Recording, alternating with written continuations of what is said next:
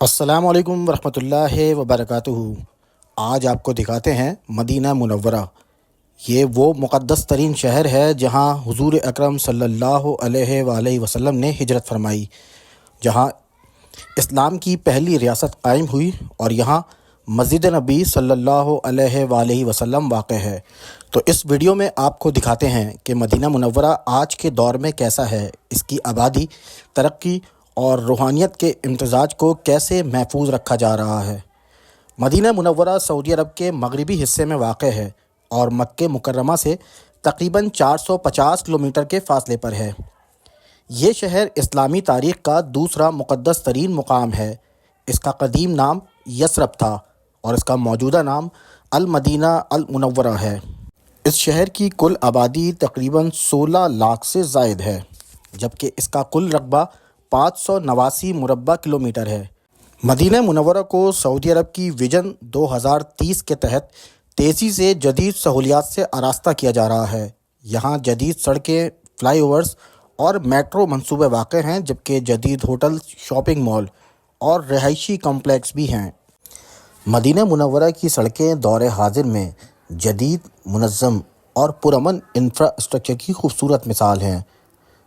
حکومت سعودی عرب خاص طور پر ویژن 2030 کے تحت مدینہ کی سڑکوں کو وسیع، خوبصورت اور زائرین کے لیے سہولت بخش بنانے پر خصوصی توجہ دے رہی ہے۔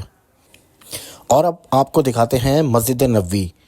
مسجد نبوی مدینہ منورہ میں واقع اسلام کی دوسری مقدس ترین مسجد ہے۔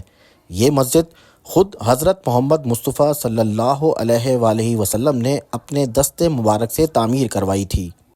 جب حضور اکرم صلی اللہ علیہ وآلہ وسلم مدینہ پہنچے تو سب سے پہلا کام ایک مسجد کی تعمیر تھا۔ یہ زمین 2 یتیم بچوں کی ملکیت تھی۔ حضرت ابو ایوب انصاری کے گھر کے قریب یہ جگہ تھی۔ اس زمین کو قیمت دے کر خریدا گیا۔ اس کی تعمیر میں خود حضور اکرم صلی اللہ علیہ وآلہ وسلم نے اینٹیں اٹھائیں اور صحابہ کرام کے ساتھ کام کیا۔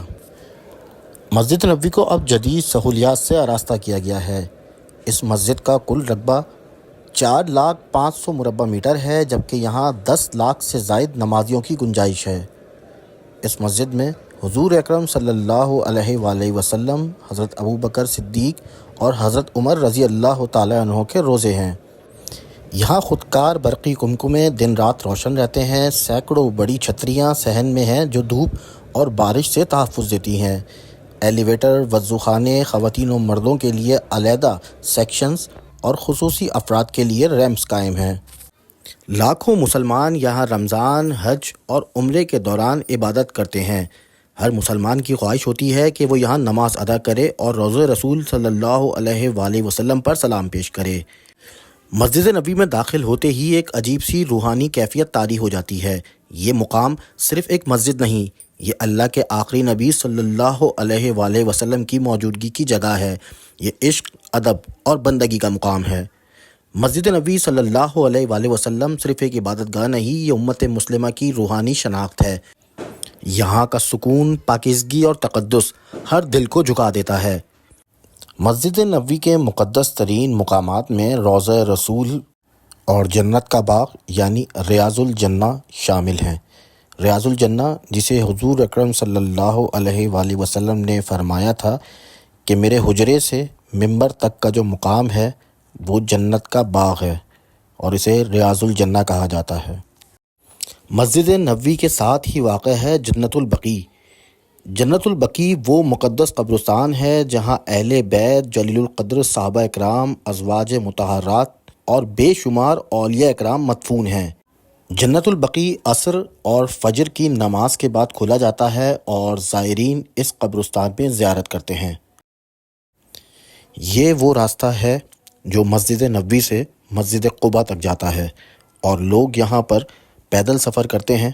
اس کے علاوہ یہاں پر جدید ٹرامز چلتی ہیں جن کے ذریعے بھی مسجد نبوی سے مسجد قباء تک جایا جاتا ہے۔ تو یہ بھی مدینہ منورہ کی جدت میں ایک اہم اضافہ ہے۔ اب ہم روانہ ہو رہے ہیں مسجد نبوی سے مدینہ منورہ کے ایئرپورٹ پر۔ مسجد نبوی سے ایئرپورٹ کا فاصلہ تقریباً 15 سے 20 کلومیٹر ہے، جو ٹریفک کی روانی کے مطابق 25 سے 30 منٹ میں طے ہوتا ہے۔ ہم مرکزی سڑک کنگ عبدالعزیز روڈ پر سفر کرتے ہوئے مدینہ کے جدید انفراسٹرکچر کا مشاہدہ کرتے ہیں۔